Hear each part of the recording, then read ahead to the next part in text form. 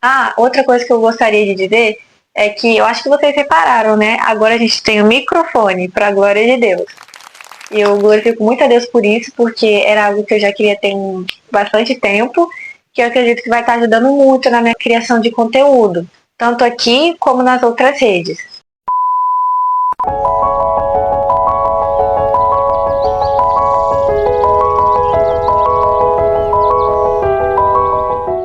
Olá, minha gente, bem-vindos a mais um vídeo do canal. No vídeo de hoje eu vou estar passando para vocês um checklist de projeto de texto. Esse vídeo é uma continuidade do vídeo anterior. Eu não sei se vocês lembram, mas eu vou deixar aqui para vocês. A gente falou sobre 4 dicas para aumentar a sua nota na redação. Então pegue seu material de anotação, puxe aí uma cadeira e fica aqui comigo. E como a gente está falando de projeto de texto, eu vou estar passando para vocês um checklist de como os corretores gostam da sua redação, a ordem que eles gostam. Porque sim, tem isso ainda. Você pegando isso aqui, você vai analisar nas redações nota 1000, você vai ver isso claramente, né? Por isso que eu falei do marca-texto. Vai lá, marca lá, pega lá essa marca-texto, vai marcando em cor diferente, cada coisinha que você vai ver diferença. Vamos lá. Esse é um checklist projeto de texto. Eu vou falar da introdução, desenvolvimento e conclusão. Aqui da introdução, você vai começar a sua redação com um repertório pertinente. Depois, você vai contextualizar o tema. Em seguida, você vai escrever a sua tese de maneira explícita. Geralmente, no parágrafo da introdução, nas redações nota 1000, eles utilizam 7 linhas. 7 linhas é o suficiente. De 3 a 4 períodos. Ou seja, escreveu o repertório pertinente, ponto, já é um período. Aí depois você já vai vir para o tema contextualizado. Escreve mais um pouquinho, ponto. E em seguida você vai vir com a tese explícita, mais um pouquinho, ponto. É de 3 a 4 períodos por isso. E você também não pode esquecer dos elementos coesivos, que isso faz parte das competências, tá? A gente vai ver isso um dos exemplos que eu vou estar passando, a gente vai estar analisando redações nota 1000 juntos e vocês vão perceber isso, que são conectores, né? Interparágrafos e intraparágrafos, que tem diferença. Mas, Laila, o que é um repertório pertinente? O que é repertório? Repertórios são conjuntos de conhecimentos e visão de mundo acumulados com a nossa vida, com o tempo que a gente vai vivenciando. A gente tem alusão histórica, que é algo que aconteceu na história, são fatos. Temos citações, livros, filmes, tudo isso são exemplos de repertórios pertinentes porque tem que ter a ver com o tema. Uma dica que eu dou para vocês, que eu passo para vocês, é que dentre os 3 repertórios que você vai estar na redação, que uma é na introdução, mais 2 em cada desenvolvimento, vocês pegam o repertório mais pertinente, você joga na introdução logo de cara. E vai ter mais relação com o tema, isso aí você já vai estar mostrando pro corretor que você tem autoridade daquilo que você está falando. E quando a gente está falando de repertório sociocultural, ele pode ser legitimado, pertinente e com uso produtivo. Legitimado porque tem respaldo nas áreas do conhecimento. Pertinente porque tem relação direta a uma das palavras do tema. E com uso produtivo, que é contextualização com o seu ponto de vista. Não basta só você ser muito bom lá em escrever redação. Você ter um bom repertório para você citar, mas eles não querem só isso. A sua redação precisa ter vida, precisa ter sua autoria. Tem que ter o nosso ponto de vista. E quando a gente fala em tema contextualizado, que é o segundo passo da introdução, quer dizer que você vai pegar o tema, que é um problema, e vai contextualizar ele com o repertório que você citou. Ou seja, faça uma relação entre os dois. Por exemplo, mais uma vez, a redação sobre doenças mentais, sobre saúde. O eixo temático é sobre saúde, melhor dizendo, né? Porque são áreas específicas. O eixo temático é saúde e o tema da redação é doenças mentais. Então, você vai pegar o seu repertório, algo, por exemplo, algo que aconteceu na história sobre doenças mentais, ou sobre o vestibulando que citou sobre o filme Coringa, e vai relacionar isso com o tema, que é sobre doenças mentais. E, por último, a tese explícita. A tese explícita é você pegar o seu ponto de vista e deixar claro ele para os corretores. E a tese explícita deve ser feita em 2 argumentos. Isso vocês vão reparar quando vocês forem analisar redações nota 1000, que sempre tem 2 teses. Argumento 1 e argumento 2, A1 ou A2. Então, quando você for para o desenvolvimento, você vai fazer isso de maneira respectiva. Ou seja, vou dar o exemplo da minha redação. Os meus 2 argumentos foram negligência estatal e legado histórico. Então, se o primeiro argumento que eu coloquei lá foi negligência estatal, no primeiro desenvolvimento eu vou falar sobre negligência estatal. Já no segundo desenvolvimento, eu vou falar sobre o legado histórico, porque isso significa que você está sendo organizado e tem projeto de texto, porque como eu falei, eles amam organização. Então, se eu comecei com negligência estatal, eu não vou no primeiro desenvolvimento colocar legado histórico, porque isso já vai estar confundindo a cabeça do corretor, porque eles gostam de facilidade e praticidade.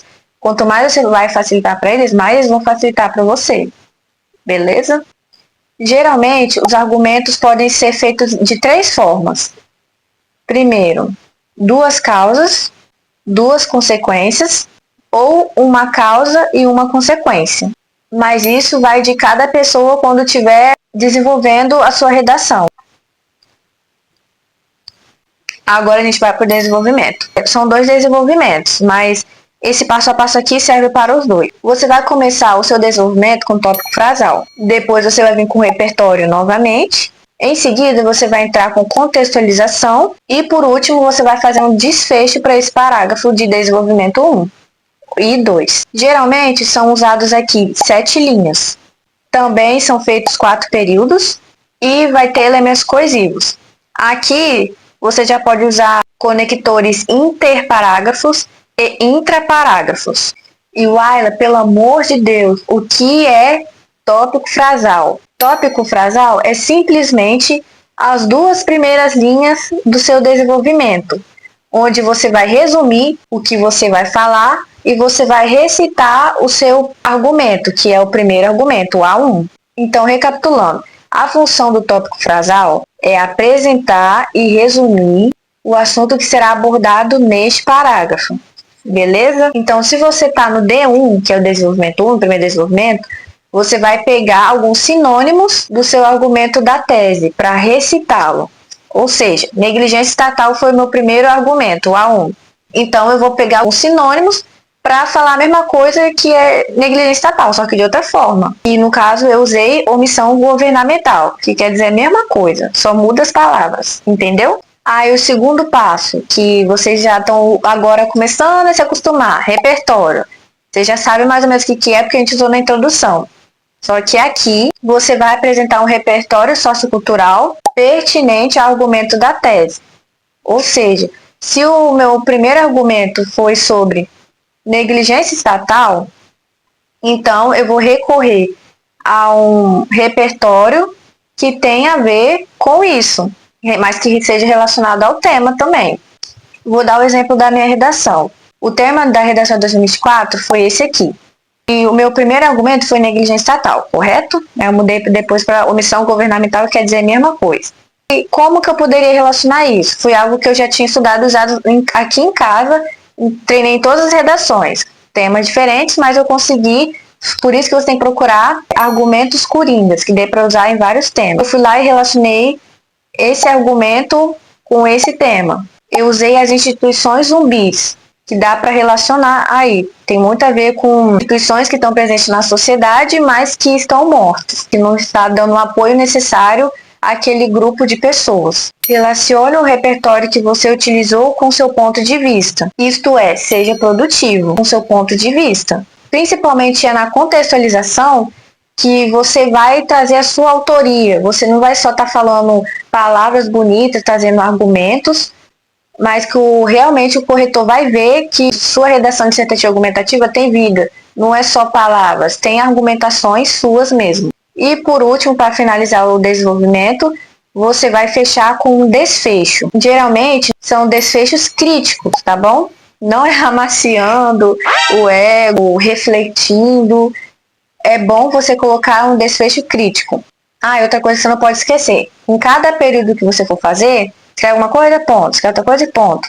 Em cada período que você vai fazer, é importante você colocar, mais uma vez dizendo, os operadores argumentativos, que são conectivos, é o que vai conectar um período a outro.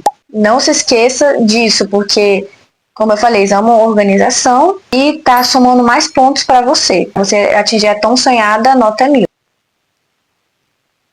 E, enfim, a conclusão, né? Graças a Deus. A conclusão é o seguinte. Você vai começar da seguinte forma, escrevendo o tópico frasal conclusivo, que geralmente 2 linhas já tá boa. Em seguida, você vai ver a proposta de intervenção completa. Para finalizar, você vai fazer um desfecho circular, que já está ótimo. Por que desfecho circular? Vou te explicar agora. A conclusão, geralmente, são 9 linhas. Nossa, Laila, é muita linha, né? Era 7, 7, 7, que dá 21, né? E vai sobrar quantas linhas? 9. Então, por que aqui tem que ser 9 linhas? Porque você tentará trazer soluções para os problemas, para os seus argumentos. Você vai estar complicando, você vai estar tacando pedra, né? É engraçado, mas é verdade. Os vestibulares tacam pedra no governo, mas depois tem que trazer solução para isso. Então, por isso você tem que estudar bastante. Não é só criticar, não. Traga soluções. Então, a gente precisa de 9 linhas para isso, até porque pelo menos uma tem que estar completa e a outra pode ser até metade. São 4 períodos também, 4 períodos já são suficientes. E, mais uma vez, trazendo elementos coesivos. Operadores no início do parágrafo e entre os períodos, tá bom? É muito importante. Então, vamos lá por partes.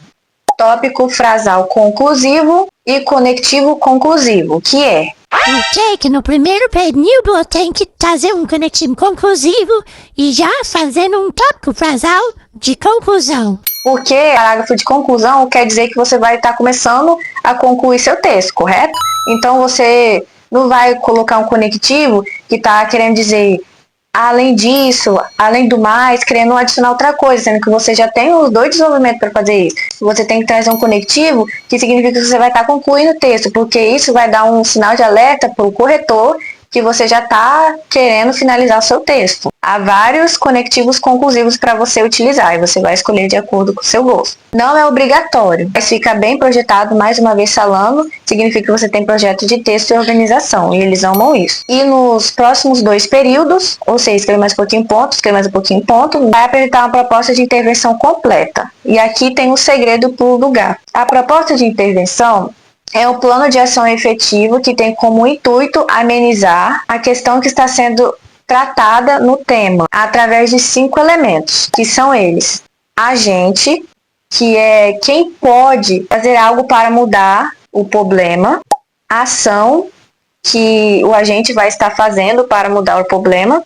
modo meio, por meio do ou de que será feito; finalidade, para quê, qual o intuito de estar propondo isso; e detalhamento. Parece difícil, mas é fácil. Você só vai pegar um desses 4 primeiros e vai falar um pouquinho mais. Isso é detalhamento. Você vai detalhar um pouco mais sobre uma coisa. A regra é o seguinte: como você vai trazer 2 argumentos, o ideal é você fazer 2 propostas de intervenção para amenizar os 2 problemas. Mas tem um porém.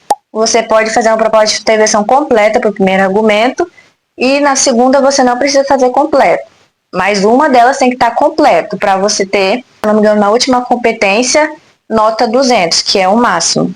Uai, nos 5 elementos eu posso fazer 3 no primeiro argumento e 2 no segundo? Não pode.